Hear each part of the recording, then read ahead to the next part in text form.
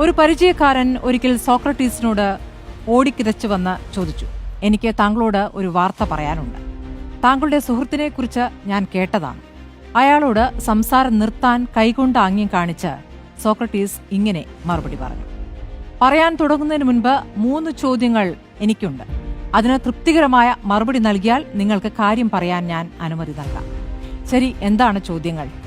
ആദ്യ ചോദ്യം സത്യത്തെ അടിസ്ഥാനമാക്കിയാണ്. നിങ്ങൾ പറയാൻ പോകുന്നത് സത്യമാണെന്ന് നിങ്ങൾക്ക് ഉറപ്പുണ്ടോ? ഇല്ല, ഞാനത് മറ്റൊരാൾ പറഞ്ഞു കേട്ടതാണ്. അപ്പോൾ ആദ്യ ചോദ്യത്തിൽ നിങ്ങൾ ജയിക്കുന്നില്ല. ശരി, അടുത്ത ചോദ്യം അത് പറയുന്നതിലെ നന്മയെ അടിസ്ഥാനമാക്കിയാണ്. നിങ്ങൾ പറയാൻ പോകുന്നത് ഒരു നല്ല കാര്യമാണോ? അല്ല, അതിന് വിപരീതമാണ്. അപ്പോൾ അതിലും നിങ്ങൾ പരാജയപ്പെട്ടു. എങ്കിലും സാരമില്ല, മൂന്നാമത്തേതിൽ വിജയിച്ചാൽ നിങ്ങൾക്കതെന്നോട് പറയാം.